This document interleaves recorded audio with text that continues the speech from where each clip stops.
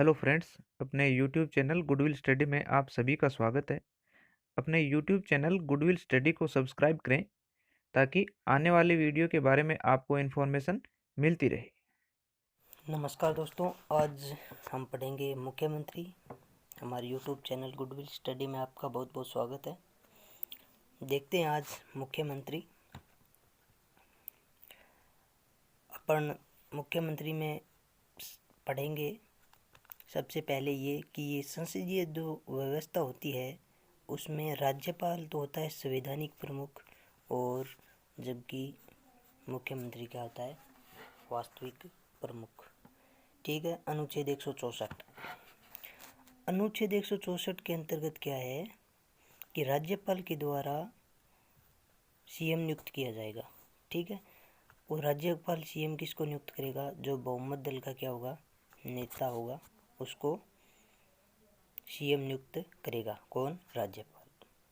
अब राज्यपाल किसी भी सदस्य को सीएम नियुक्त कर सकता है, चाहे वो सदन का सदस्य हो या ना हो, लेकिन उसकी शर्त क्या है कि वो जैसे ही सीएम पद की शपथ लेता है उसके बाद में 6 महीने के अंतर्गत उसको शपथ ग्रहण करनी होती है।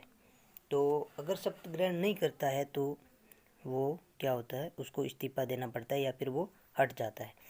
लेटेस्ट उदाहरण अपन देखें तो जैसे महाराष्ट्र के अंदर उद्धव ठाकरे हैं, उन्होंने अभी शपथ ली है, तो वो अभी किसी भी सदन के सदस्य नहीं है। किसी भी सदन के सदस्य नहीं है तो भी उनको क्या है, सीएम में नियुक्त कर दिया। तो अब उनको 6 महीने के अंतर्गत उनको सदन की सदस्यता हासिल करनी होगी। अब सीएम का कार्यकाल देखें तो सीएम का कोई फिक्स कार्यकाल है ही नहीं। क्यों नहीं है? क्योंकि वो राज्यपाल के प्रसाद पर्यंत रहता है। जब राज्यपाल चाहे उसको हटा सकता है, या फिर वो जब तक उसको विधानसभा में बहुमत प्राप्त है। जैसे लेटेस्ट उदाहरण अपन देखें तो एमपी का ले लेते हैं। एमपी के अंतर्गत क्या हुआ कि बहुमत नहीं रहा तो कमलनाथ को क्या देना पड़ा, इस्तीफा देना पड़ा।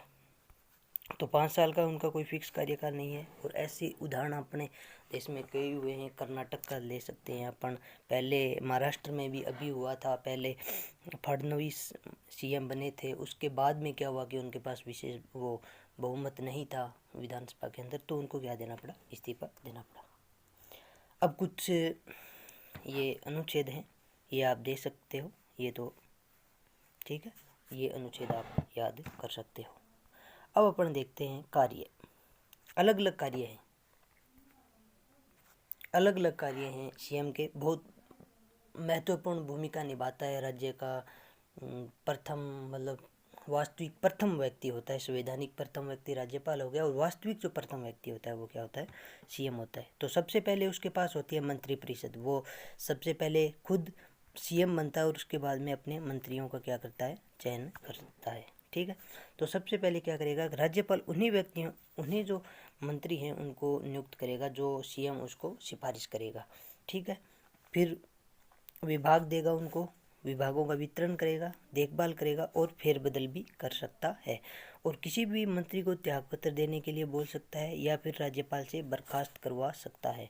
ठीक है। चौथा क्या है कि मंत्रिमंडल की बैठक है, उनकी क्या करेगा, अध्यक्षता करेगा। और जो भी मंत्री हैं वो कार्य करते हैं तो उनके कार्यों में सहयोग करेगा, नियंत्रण करेगा और निर्देशन करेगा उनका। ठीक है। स्वयं त्यागपत्र या मृत्यु होने पर, जैसे कैसे, जैसे अपन अपन एमपी का उदाहरण देखें तो त्यागपत्र किसने दिया, कमलनाथ ने। ठीक है। तो कमलनाथ ने त्यागपत्र दिया तो पूरी मंत्रिपरिषद क्या हो गई, विघटित हो गई। और मृत्यु हो जाती है तो भी जो मंत्रिपरिषद है वो विघटित हो जाती है। उसके बाद में नई मंत्रिमंडल का क्या किया जाता है, गठन किया जाता है। ये हो गए मंत्री जो हैं उनके। अब देखते हैं राज्यपाल के संबंध में। अब क्या होता है कि यहाँ होता है राज्यपाल, यहाँ होता है मंत्रिपरिषद, और यहाँ होता है सीएम।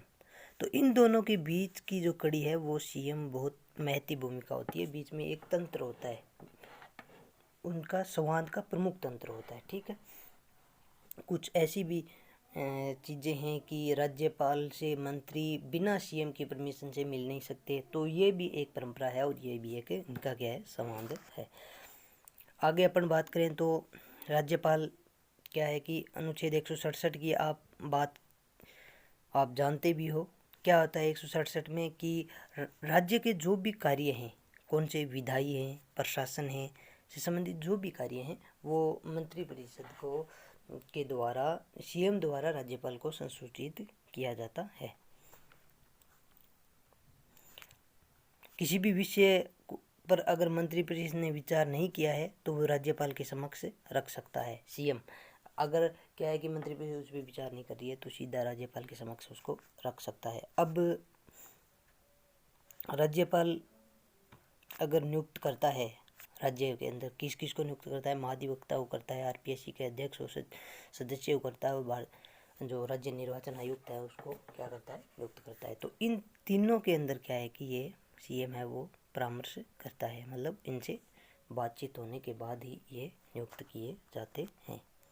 अब अपन अगर आगे राज्य विधानमंडल के तरफ से सीएम की बात करें तो राज्यपाल के सत्र आहूत स्थगित और विघटन है उनके सिफारिश करता है सीएम। तो कहने का मतलब ये हो गया कि सीएम के बिना कोई भी राज्य का कोई भी छोटे से छोटा कार्य नहीं किया जा सकता, या फिर उनकी सिफारिश या उनकी कोई ना कोई मौजूदगी उसके अंदर रहती है और सरकारी नीतियों क्या करता है, घोषणा करता है। अन्य बात करें तो जैसे राज्य योजना आयोग है या योजना बोर्ड है, उसका अध्यक्ष होता है, क्षेत्रीय परिषद होता है, क्षेत्रीय परिषद का क्रमवार उपाध्यक्ष होता है और कार्यकाल क्या होता है, 1 वर्ष का होता है। अंतर्राज्यीय परिषद है, अंतर्राष्ट्रीय विकास परिषद है, उसका सदस्य होता है और अध्यक्ष इसका कौन होता है, पीएम होता है। राज्य का प्रमुख वक्ता होता है। आपातकाल के दौरान राजनीतिक स्तर पर वह क्या होता है, प्रमुख होता है और क्या करता है, जन सुनवाई करता है। और अब जो नया ये चीज़ अपन देखते हैं तो नीति आयोग है, तो उसका जो ढांचा है, तो उसका जो ढांचा बना होता है वो सीएम होते हैं सभी राज्यों के, तो इसके अंदर भी सीएम की महत्वपूर्ण भूमिका होती है। और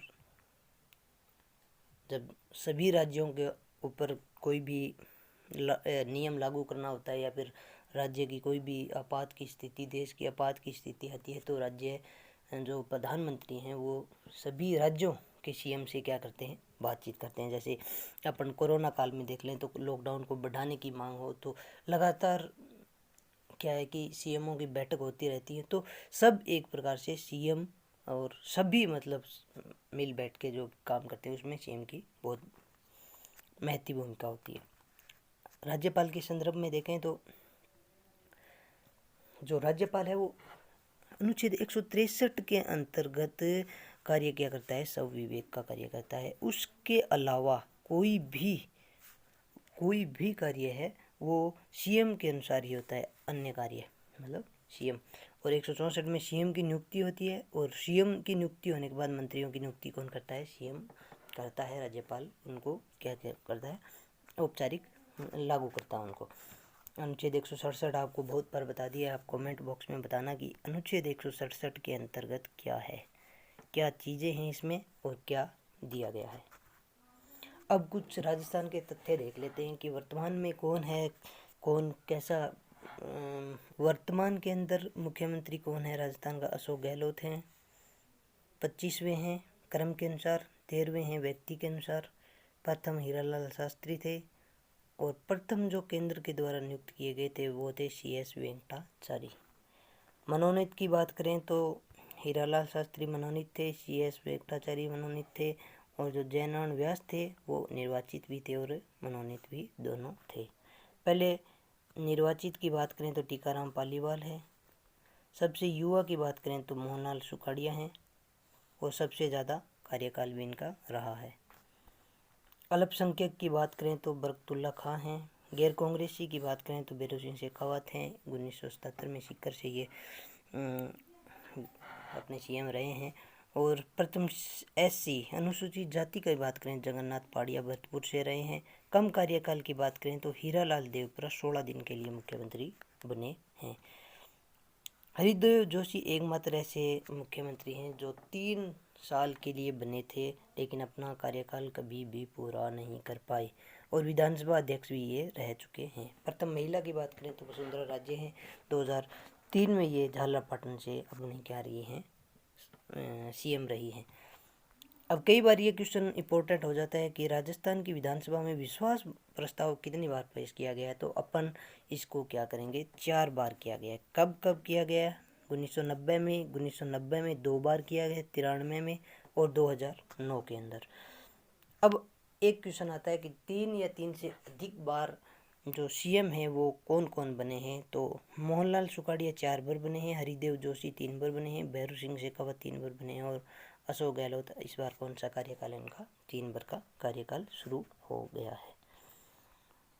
उप मुख्यमंत्री का भी अच्छा क्वेश्चन बनता है कि अभी तक उप मुख्यमंत्री राजस्थान में 5 बन चुके हैं। टीकाराम पालीवाल हैं, पहले सीएम बने, उसके बाद में डिप्टी सीएम बने थे।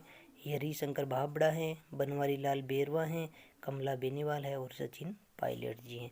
तो ये 500 आप लिख सकते हो और इसमें ये भी पूछ सकते हैं कि जो उप मुख्यमंत्री बनी है उनमें एकमात्र जो महिला है वो कौन है, तो आप कमला बेनीवाल।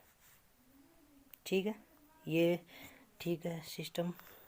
उसके बाद में अपन देखते हैं कि प्रथम मध्य अवधि चुनाव कब हुए। 1980 में हुए थे, 6ठी विधानसभा का कार्यकाल था और 6ठी विधानसभा का कार्यकाल बीच में ही समाप्त, मतलब ड्रॉप करना पड़ा। 5वीं विधानसभा है, उसका कार्यकाल 5 से अधिक वर्ष का रहा है। क्यों? क्योंकि आपातकाल के दौरान लोकसभा क्या है कि विधानसभा का 1 वर्ष का कार्यकाल बढ़ा सकती है। ठीक है, पद पर रहते हुए मृत्यु, ये भी अच्छा क्वेश्चन है, बरकतुल्ला खां का है।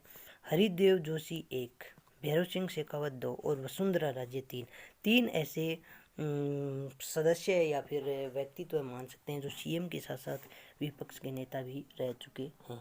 ये जो आर्थिक पैकेज आया है अभी कोरोना पीड़ितों और कोरोना से मतलब उभरने के लिए 20 लाख करोड़ का है, ये किस प्रकार से है और कौन से सेक्टरों में है, ये अपन कल देखेंगे। इसमें कुछ बन सकता है या फिर अपने नॉलेज के लिए ये अपने, तो ये कल इसके ऊपर ये करंट का वीडियो मान सकते हो या फिर आप समसामयिक या कुछ भी वीडियो मान सकते हो। ये आर्थिक पैकेज 20 लाख करोड़, तो ये किन किन क्षेत्रों में कितना कितना डिवाइडेशन है, कैसे ये इम्प्लीमेंट होगा, ये सभी देखेंगे अपन कल।